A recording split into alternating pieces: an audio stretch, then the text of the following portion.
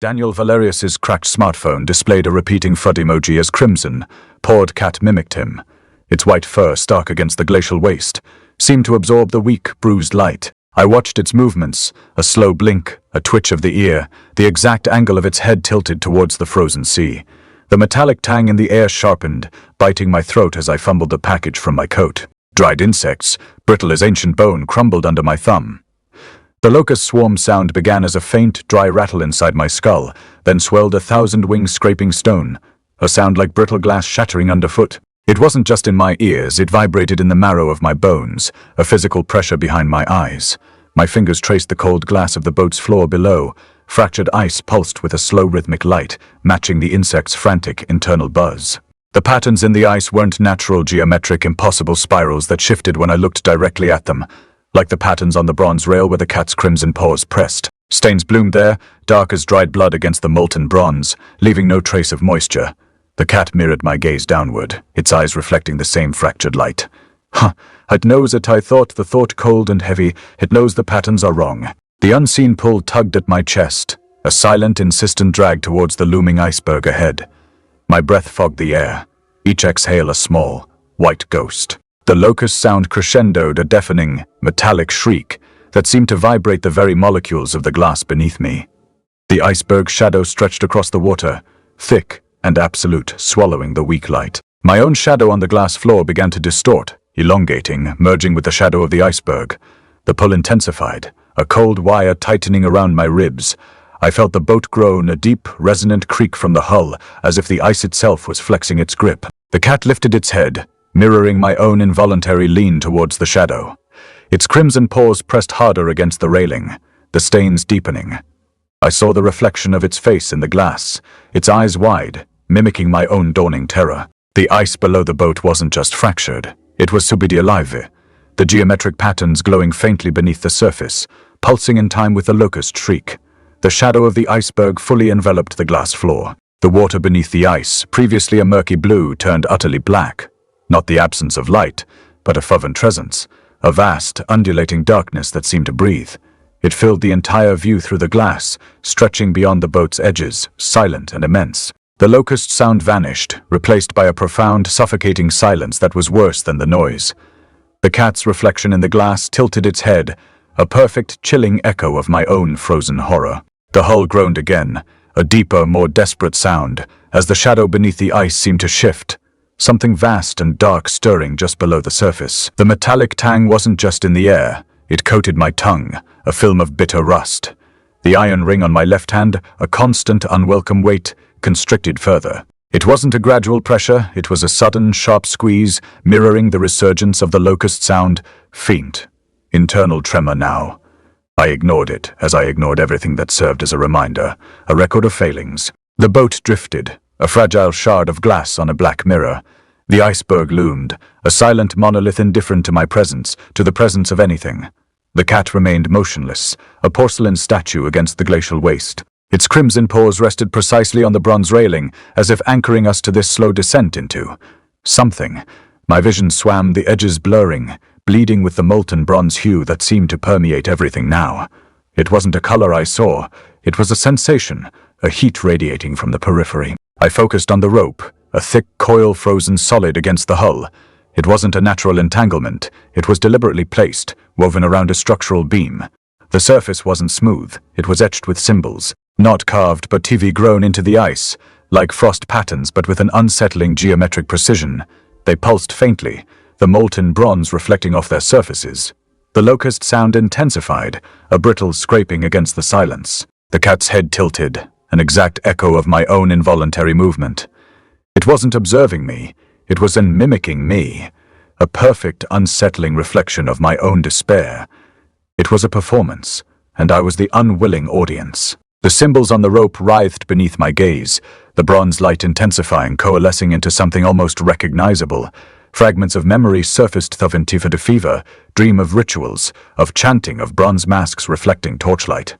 Nonsense, of course. Delusions born of guilt and isolation.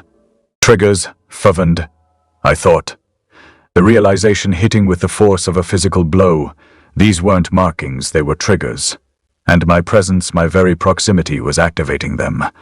The locust sound escalated, a frantic drumming in my skull. I tried to look away to break the connection, but my gaze was locked, held captive by the hypnotic pulse of the symbols.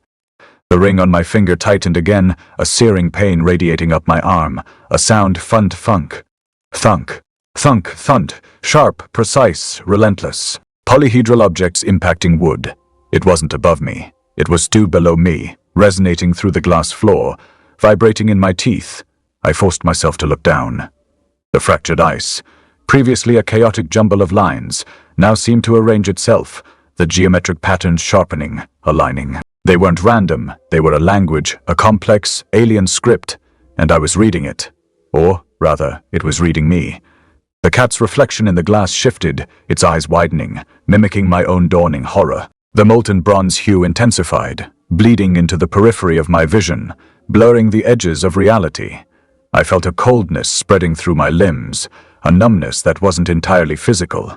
It was a detachment, a sense of being observed, catalogued, assessed. The rope groaned, a low guttural sound like a dying animal.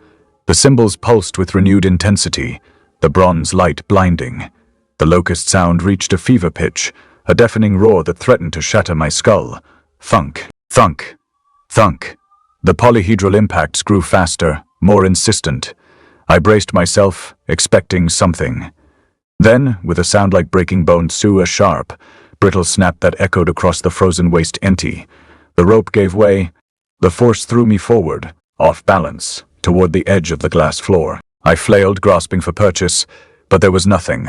Only the black, infinite void below. A newly revealed crevasse yawned open, a black maw promising oblivion. The rope's severance wasn't a fall, not precisely. It was a release, a sudden, sickening lightness. My boots scraped against the fractured ice, the sound swallowed by the vast, echoing silence. I landed, or rather was deposited, onto a jagged expanse, the glass floor a shattered memory above. The impact wasn't painful, merely jarring. A dislocation. The air here was colder, sharper, biting at exposed skin. The metallic tang intensified, coating the back of my throat with a gritty residue. I rose slowly, deliberately, the iron ring on my left hand a familiar, unwelcome weight.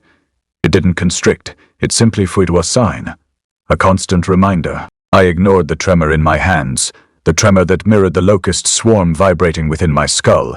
The landscape was altered. The iceberg's face, previously a monolithic gray, now shimmered with an unsettling iridescence, bronze. Molten bronze bleeding into the glacial white.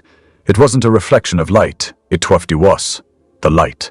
A sickly, artificial illumination that warped perspective, twisted reality. Artifacts. They lay scattered across the ice, gleaming under the bronze light. Bronze Age implements, impossibly preserved, impossibly placed.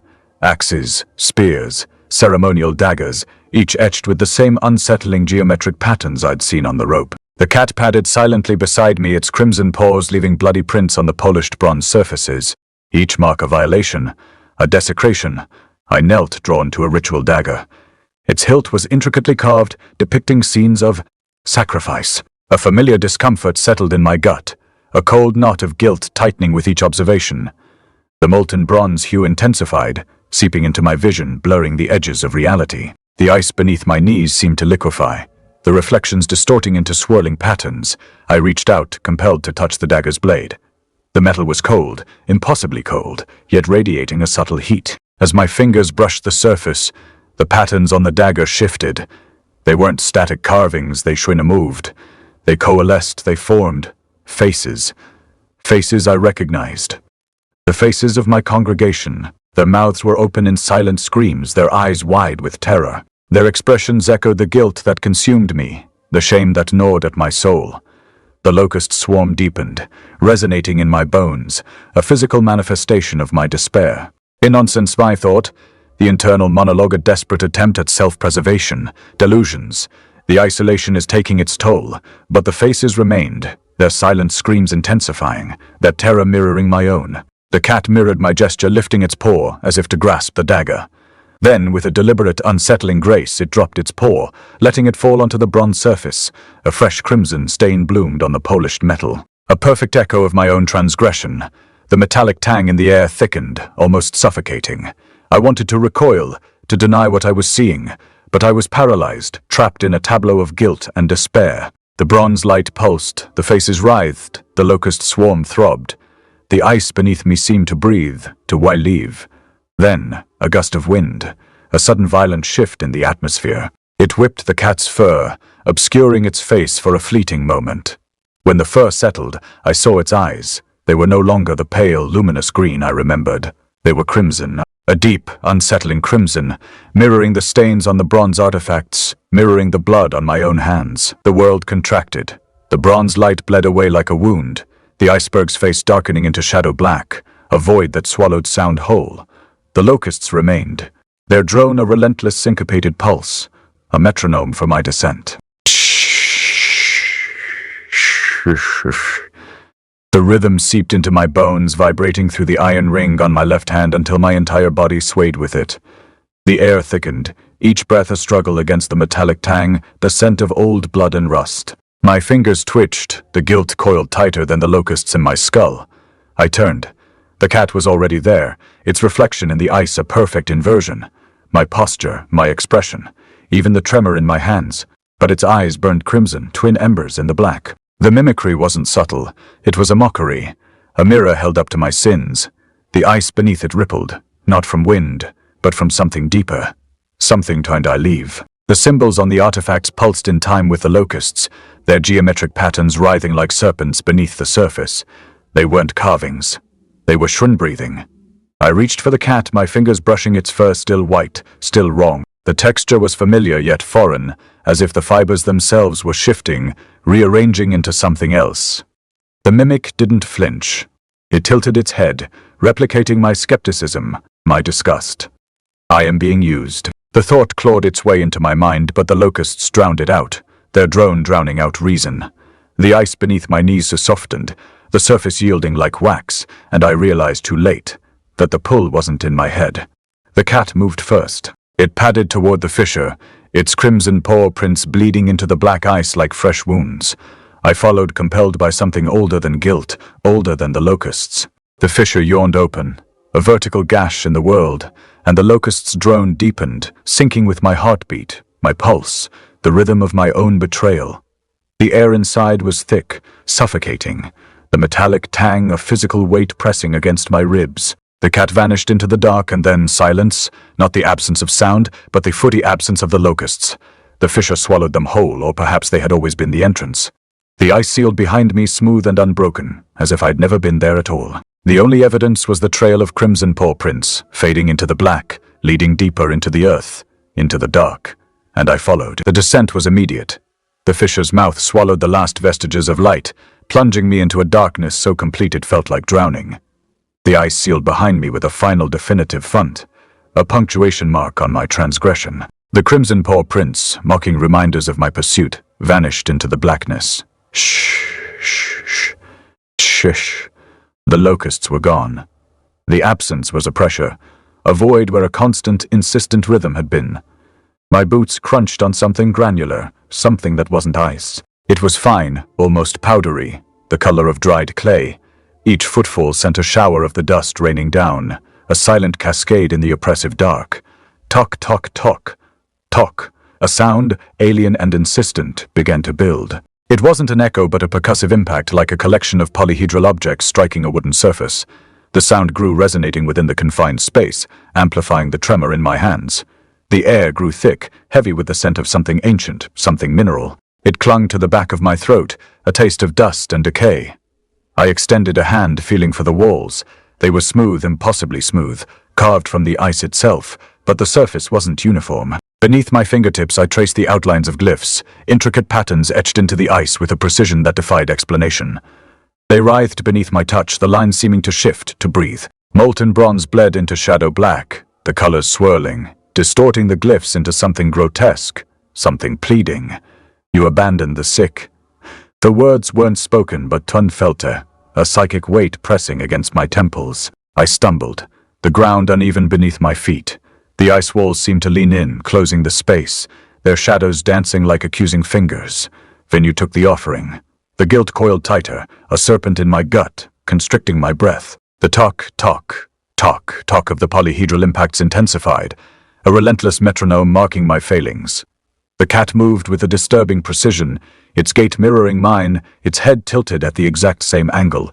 It was no longer a mimicry, it was a parody. A living embodiment of my own self-loathing. Its crimson paws left no prints on the powdery floor, as if it moved on a separate plane of existence. The bronze light, a phantom memory, cast elongated shadows that stretched and warped the glyphs, turning them into mocking faces. The space opened into a chamber, a vast subterranean hall carved from the ice, illuminated by an unseen source. The thudi tock tock tock reached a fever pitch, reverberating through the chamber, threatening to shatter the silence. In the center of the hall, a pedestal of polished ice stood bathed in an unnatural glow. Upon it rested a ring, identical to the one I wore. I approached, drawn by an irresistible compulsion. The air shimmered around the pedestal, distorting the light, making the glyphs on the walls writhe with even greater intensity. The scent of ancient minerals intensified, coating my tongue with a gritty residue. I extended a hand, my fingers trembling as I reached for the ring. It pulsed with a faint, inner light, the bronze hue deepening, the shadow black intensifying. The ring on the pedestal glowed brighter, and in the reflection of the ice, the cat's face my face once smiled. The compulsion tightened its grip. It wasn't a choice, not anymore. It was a current, pulling me forward, deeper into the ice. The cat, a spectral white against the encroaching shadow black, moved with an unnerving grace, its crimson paws leaving trails of phosphorescent dust that clung to the ice floor. Shh, shush, shh. The locusts. Their sound wasn't just audible now, it resonated within my bones, a frantic vibration that synced with the insistent thrumming of the iron ring on my finger. It burned a cold fire against my skin. The corridors twisted, a labyrinth carved from the glacial heart. Each turn revealed more of the glyphs, their bronze and shadow black swirling, mocking my attempts to decipher their meaning. I traced them with a gloved hand, the ice slick beneath my touch. The powdery dust, the color of dried clay, clung to the fabric, a constant reminder of the transgression that brought me here. Tok tok. Tok tok. The polyhedral impacts continued, a maddening rhythm accompanying my descent. It felt less like a sound now, more like a physical pressure against my skull. The cat mirrored my every move, its head tilted at the precise same angle, its gait an unsettling imitation. It wasn't a guide, it was a reflection, a distorted echo of my own desperation. The locust's drone intensified, weaving into the metallic pulse of the ring, creating a discordant symphony of dread. I felt a tightening in my chest, a constriction of breath, as if the ice itself were pressing down on me. Io took the offering. The psychic weight slammed against my temples, a condemnation I deserved. Ahead, a bronze door materialized from the darkness. It wasn't carved but teary grown, a seamless extension of the ice itself, its surface shimmering with an unnatural heat. The glyphs surrounding it were different, more complex, arranged in a pattern that felt familiar. A lock. Not of metal, but of something far more insidious. A lock for the guilt I carried. The cat paused, its crimson eyes fixed on the door, then on me. It mimicked my hesitation, my internal struggle. The locust's drone peaked, a deafening roar that threatened to shatter the ice. My hand moved of its own volition, reaching towards the door. The tremors in my fingers were almost violent. The ring pulsed, its cold fire searing my skin. I saw reflected in the bronze surface, the cat's movement spun. The reaching hand, the trembling fingers, the desperate hope flickering in its eyes.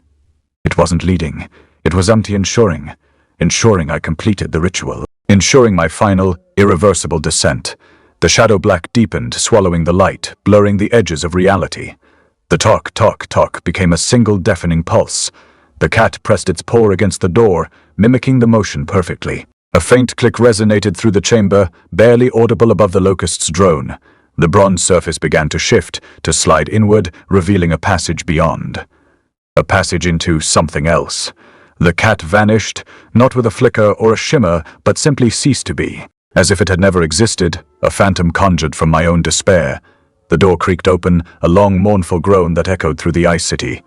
The locust's drone subsided, leaving a ringing silence in its wake. The ring on my finger cooled, the burning sensation receding.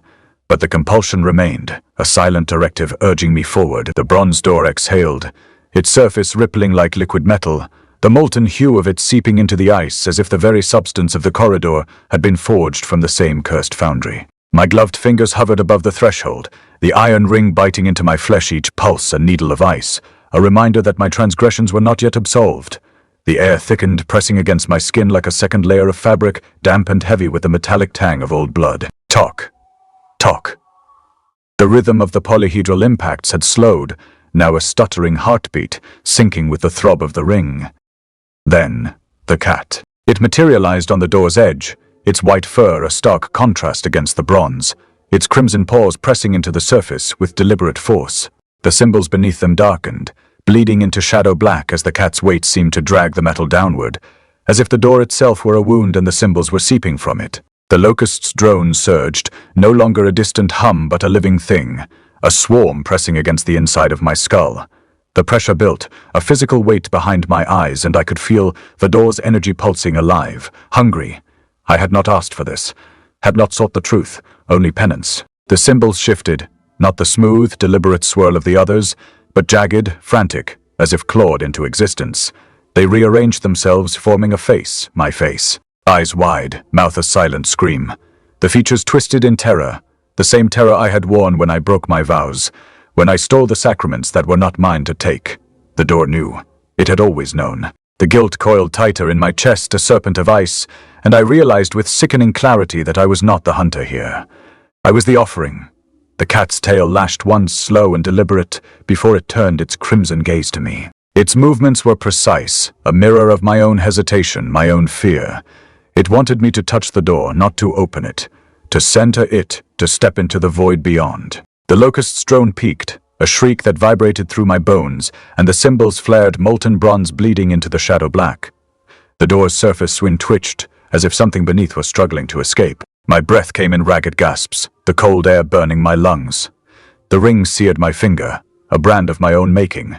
I reached. The moment my fingers brushed the bronze, the door screamed, not with sound but with motion. A convulsion of metal and ice, the symbols writhing like living things before settling into a single, terrible glyph, an eye, wide and weeping. Staring back at me, the cat's crimson paws left trails of blood on the door, as if it too had been marked by the same curse. The locust's drone became a roar, a storm of wings pressing against the walls of my mind, and the shadow black swallowed the edges of the corridor, leaving only the door and the abyss beyond. The bronze surface split. Not cleanly, not with a crack. It peeled back, like flesh parting from bone, revealing the darkness within. The void yawned, a mouth without a body, and the air beyond was not air at all, but something thicker, slower, wronged. The cat stepped forward, its paws leaving no prints this time, as if the door had absorbed its essence. Its eyes locked onto mine, and for the first time, I saw something in them that was not a reflection. It was hunger. The door groaned, a sound like a dying man's last breath, and swung open. The abyss waited. The bronze peeled back, a sickening rasp against the ice, and I stepped. Not with volition, but with the inevitability of a stone sinking in water. The locusts ceased their torment. The shrill drone abruptly truncated, leaving a vacuum in my skull that felt heavier than any noise. The polyhedral impacts, those maddening thumps of vanished silence. A profound, unsettling silence that pressed against my eardrums, a physical weight. The shadow black wasn't merely a visual absence of light. It was something Taoan, a viscous, clinging presence like oil coating my skin. Each movement felt labored, as if I were wading through treacle. The air, if it could be called that, thickened, becoming a tangible thing. I stumbled. My gloved hand scraped against something cold and smooth. I looked down. Bronze. Not the rippled, living bronze of the door, but something solid. Artifacts are scattered across the floor of this void. They pulsed with the same molten bronze light that had bled from the door, each one a sickeningly familiar echo. A chalice. Its silver tarnished black, the rim stained with a residue I recognized with a cold certainty. Poison. I had administered it. A penance I had justified. A necessary evil. The bronze light intensified, illuminating the artifact with a cruel clarity. Another. An altar. Shattered. The stone rough beneath my fingers, the fragments reflecting the bronze light in a fractured, distorted dance. I had desecrated it, broken my vows. The guilt, a constant companion, sharpened its edges, a physical ache in my chest. Each artifact was a condemnation, a monument to my failings. I did not speak. Words were a luxury I no longer deserved. The silence was my penance. The floor shifted beneath my boots, the stone groaning in protest. a deep, resonant creak that vibrated through my bones, a counterpoint to the oppressive silence. I moved forward, drawn by an unseen force. A pool of liquid shadow gathered ahead, reflecting the bronze light in a shimmering, unsettling way. And within that reflection myself, or rather Twinta the cat, its white fur a stark contrast against the swirling darkness, its crimson paws pressed against the surface of the pool. It mirrored my every movement. The slight tremor in my hand as I reached for the altar, the tightening of my jaw as the memory of the poisoned chalice flooded my mind. A perfect mimicry, a mocking echo. It was not seeking me. That realization struck with the force of a physical blow. It wasn't pursuing me through the door, it was subsidizing. Me, my guilt, my shame, my very essence. It was feeding on it, using it to manifest. The echo of that forgotten civilization wasn't hunting for a soul, it was harvesting one. The artifacts began to rearrange themselves, not with the frantic, clawed energy of the door's symbols, but with a slow, deliberate precision. They shifted, coalescing, forming a path leading back towards the boat, back towards the surface. Hope, a treacherous emotion, flickered within me. An escape, a reprieve. I dismissed it instantly. There was no escape from myself, no absolution for my sins. The path was not an offering of mercy, but a cruel mockery of it. The cat's reflection mirrored my despair, its posture a perfect imitation of my own slumped shoulders, my bowed head. Then the mimicry stopped, abruptly. The cat's head tilted, its eyes, those crimson eyes, locked onto mine. The reflection ceased to be a reflection. It was something else, something predatory. The crimson deepened, burning into my vision. It was not the reflection of my terror. It wasn't terror, pure, distilled, and focused entirely on me. A hunger, palpable and overwhelming, radiated from those eyes. A hunger that had nothing to do with sustenance. The bronze light clung to my fingertips like molten wax, thick and suffocating. I reached, no. The hand moved on its own, drawn by a force beyond my will, and pressed my palm against the swirling artifact. The moment contact was made, the world unfolded. Not as a vision, not as a memory, but as a photo revelation, a physical weight pressing against my ribs, crushing the air from my lungs. The whispers came first, a chorus of voices not human, not animal, but something older, something that had burrowed into the marrow of the earth and waited. They slithered through the silence, a wet, clicking sound, like locusts chewing through bone. I saw Fendi them, not as they were in life, no, that would have been a mercy, but as they were in their guilt. 1,000 faces pressed together in the dark, their mouths sewn shut with bronze wire, their eyes blackened pits of screaming. They were not dead. They were store-stored. Each artifact on this floor was a cage, and inside each cage a soul twitched, suspended in its own compulsion. The chalice I had poisoned, it held a man who had betrayed his god for gold, his hand still stained with the same residue, his tongue lolling in silent confession. The altar I had shattered. It cradled a priestess who had let her children burn in the temple's pyre, her skin still blistered, her breath still ragged with the smoke of her sin. And me, I was next. The locusts returned, their shriek now layered with the whispers, a cacophony that vibrated in my teeth. The cat's reflection in the boat's glass beneath me thmavdung. Not with my hand, not with my will, it tilted its head, its crimson paws flexing against the ice, and its eyes locked onto mine. Not a mimicry this time. Not a reflection.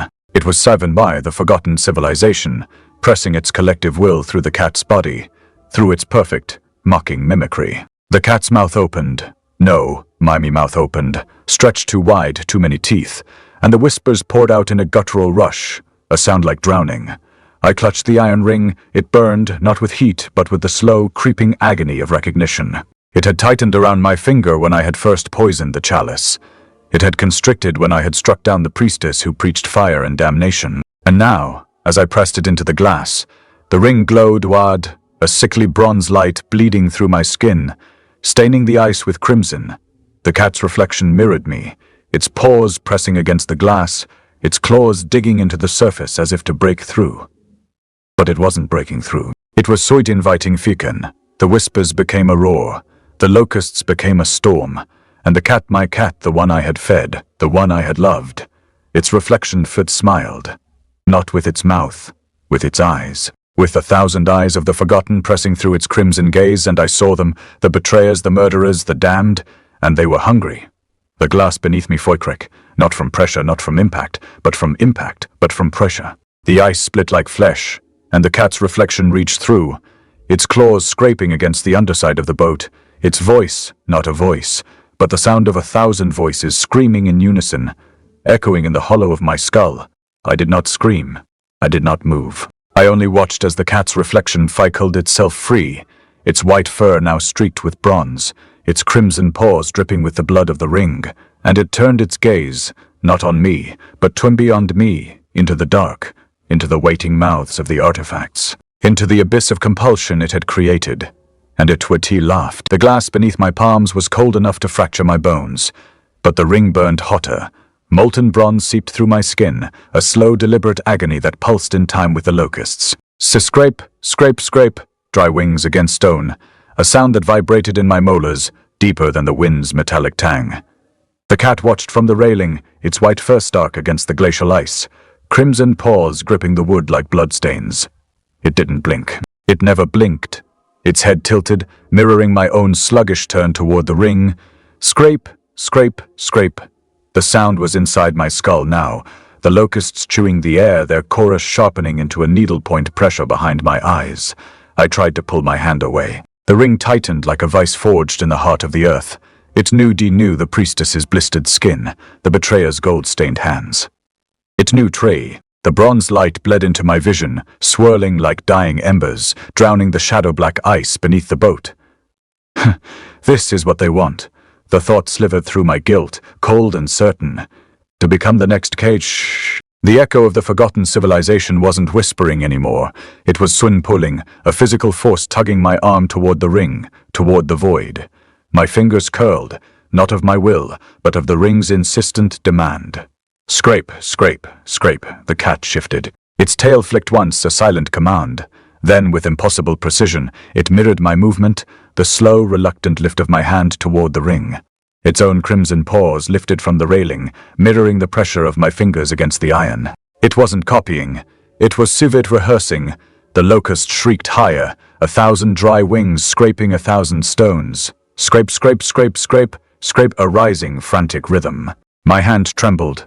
The ring's heat searing the skin, the bronze light flaring hot enough to melt the ice beneath my palm. I saw the cat's reflection in the glass below, its eyes locked on mine, its mouth parted not in a snarl, but in a perfect silent mimicry of my own desperate silent scream. Futh, is this it? The compulsion roared. Foof, the next vessel. I felt the ring's cold bite, the iron's weight against my bone. Pull it off. The thought wasn't mine. It was the echo, the forgotten civilization's hunger, pressing through the cat's mimicry. My fingers, moving as if guided by a puppeteer made of shadow and bronze, reached for the ring. The cat's reflection reached for its own invisible ring. I felt the iron give fighting in a sharp, hollow sound against the wood. Then tink, tink, tink, tink, the ring clattering across the deck, each impact a polyhedral echo in the void. The ring lay on the deck, its surface now etched with the cat's face, sharp, crimson eyes, a mouth open in a silent, perfect imitation of my own. The locusts reached their crescendo, scrape, scrape, scrape, a deafening, synchronized rattle, the sound of 1,000 dice striking wood shattering the silence. The cat on the railing didn't move. Its crimson paws pressed flat against the glass, claws digging into the ice, the reflection behind it a gaping, molten void darker than the glacial night, deeper than the abyss. The void had no shape, only a hunger that filled the space where the cat's reflection should have been. The locusts fell silent.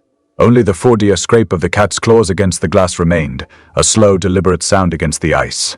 The void in the reflection watched me. It was waiting.